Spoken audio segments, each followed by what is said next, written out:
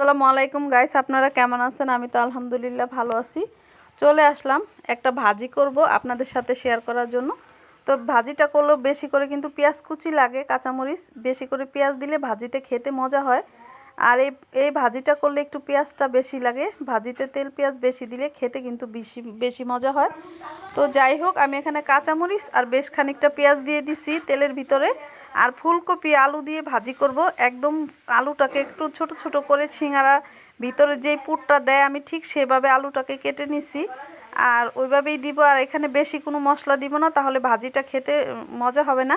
আমি একটু হলুদের গুঁড়া আর সামান্য একটু ধনিয়ার গুঁড়া লবণ দিয়ে দিলাম স্বাদ মতো। তো এতটুক দিয়েই হচ্ছে এই ভাজিটা রান্না করব। আর দেখুন ফুলকপিগুলোকেও আমি একটু বড় বড় করে কেটে নিয়েছি, বেশি ছোটও না আর কি বেশি বড়ও না, মিডিয়াম সাইজ করে কেটে নিছি। আর আলুগুলাকে একদম সিঙ্গারার সাইজ করে কেটে নিছি। তো এইভাবে আপনি ভাজি করলে ভাজিটা কিন্তু আপনি এমনিতে শুধু শুধু খেতে চাইলে বাটিতে নিয়ে যে আমি এমনিতে শুধু শুধু খাবো, এটাও খাওয়া যাবে। আর রুটি পরোটার সাথে খেতে পারেন, ভাতের সাথেও খেতে পারেন।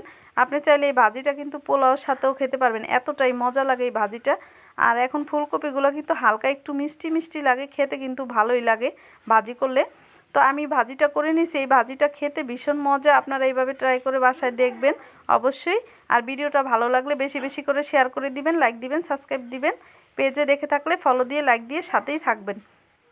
তো এই তো আমি একটু ধনেপাতা কুচি দিয়ে দিলাম, ভাজিটা প্রায় হয়ে আসছে আমার। এই জন্য ধনেপাতা কুচিটা একটু বেশি করেই দিলাম, যাতে ভাজি করব ভাজিতে একটু ধনেপাতা বেশি দিলে খেতে কিন্তু ভালোই লাগে।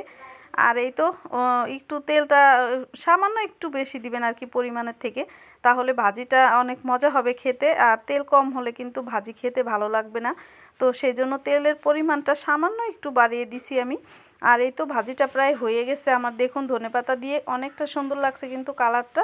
তো আবার ফিরে আসলাম কিছুক্ষণ পরে, একটু উল্টে পাল্টে দিব। এখন পুরোপুরিভাবে একদম মনে হয় হয়ে গেছে আমার ভাজিটা।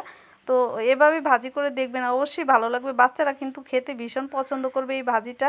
বাচ্চাদেরকে সকালে নাস্তার সাথে, রুটির সাথে, পরোটার সাথে আপনারা এইভাবে করে দিতে পারেন। একবার ট্রাই করে হলেও দেখবেন, এই ভাজিটা খেতে ভীষণ মজা। আর যারা যারা এখন পর্যন্ত করেননি অবশ্যই ট্রাই করবেন। আর যারা খেয়েছেন তারা তো অবশ্যই জানেন যে এই ভাজিটা খেতে কতটা মজা হয়। তো একদম সেদ্ধ হয়ে গেছে সম্পূর্ণ পুরোপুরিভাবে। আর আমিও ভাজিটা করে নিলাম এভাবেই, আপনারা কিন্তু অবশ্যই ট্রাই করবেন। তো যাই হোক, একটু ভাজা ভাজা করে নিব, তাহলে কিন্তু খেতে বেশি মজা হবে। তো এইভাবে ভাজা ভাজা করে নিলে তেলের উপরে খেতে বেশি মজা হয়। আর এখন ভাজিটা যেভাবে করছি এভাবেই করবেন, আর একটু পানি থাকা যাবে না, তাহলে কিন্তু ভাজি খেতে ভালো লাগবে না। যত পানিটা টানিয়ে আপনি ভাজা ভাজা করবেন ততই ভাজিটা খেতে মজা হবে।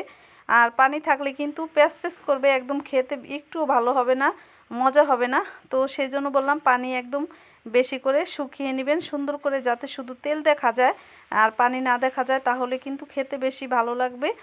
তো যাই হোক, আমার ভাজিটা কিন্তু হয়ে গেছে। আমি এখন উল্টে পাল্টে দিলাম কয়েকবারের মতো, এভাবে লাড়া টাড়া দিয়ে